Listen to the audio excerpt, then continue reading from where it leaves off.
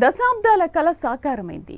శ్రీకాకుళం జిల్లాలో ఉద్దానం ప్రాంతం పేరెత్తితే కిడ్నీ బాధితులు గుర్తుకొస్తారు. రాష్ట్రంలో ఎక్కడా లేనంతగా ఇక్కడ అత్యధిక సంఖ్యలో కిడ్నీ బాధితులు ఉండడమే ఇందుకు కారణం.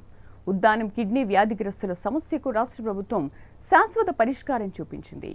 దీంతో వారి కష్టాలు తీరనున్నాయి. పలాసలో 85 కోట్ల వ్యయంతో కిడ్నీ హాస్పిటల్కు రీసెర్చ్ సెంటర్తో పాటు ఉద్దానం వాటర్ ప్రాజెక్టు నూతనంగా నిర్మించింది జగన్ ప్రభుత్వం. ఏళ్లకు ఏళ్లుగా అనేక అనారోగ్య సమస్యలతో సతమతమయ్యే ఉద్దానం ప్రజలకు అత్యాధునిక వైద్యం అందుబాటులోకి వచ్చింది. ఉద్దానం కిడ్నీ బాధితులకు ఒక పక్క సురక్షితమైన త్రాగునీటిని అందించడమే కాకుండా అత్యున్నత ప్రమాణాలతో 200 పడకల సూపర్ స్పెషాలిటీ కిడ్నీ ఆసుపత్రి రీసెర్చ్ సెంటర్ను ఏర్పాటు చేసింది. అలాగే 700 కోట్ల వ్యయంతో నిర్మించిన సుజలధార ప్రాజెక్టును సిద్ధం చేసింది. ఉద్దానం ప్రాంత ప్రజలను 4 దశాబ్దాలుగా పీల్చి పిప్పి చేస్తున్న కిడ్నీ సమస్య సృష్టిస్తున్న కల్లోలం అంతా ఇంతా కాదు. ఏళ్ల తరబడి నుంచి చాప కింద నీరులా ఈ ప్రాంతాన్ని కబళిస్తోంది.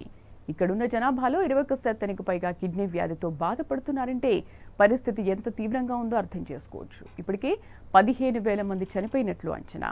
ఒక అంచనా ప్రకారం జిల్లాలో 112 గ్రామాలు కిడ్నీ బారిన పడి విలవిల్లాడుతున్నాయి. సాధారణంగా రక్తంలో సిరిమ్ క్రియాటిన్ 1.2 మిల్లీగ్రామ్ డెసిలీటర్ కంటే ఎక్కువగా ఉంటే కిడ్నీ సరిగా పనిచేయడం లేదని అర్థం.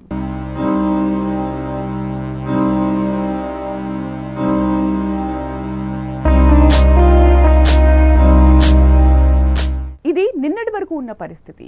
ఇప్పుడు ఈ చీకటి బతుకులకు సీఎం వైఎస్ జగన్ చరమగీతం పాడుతున్నారు. నాడు ప్రతిపక్ష నేత హోదాలో ఇచ్చిన హామీ మేరకు 3 దశాబ్దాల సమస్యకు చెక్ పెడుతూ శాశ్వత పరిష్కారం చూపారు.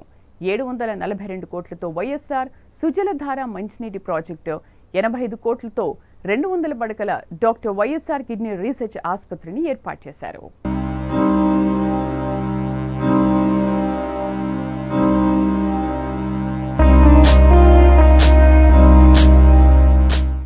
ఈ వీడియో కనుక మీకు నచ్చినట్లయితే లైక్, షేర్ అండ్ సబ్స్క్రైబ్.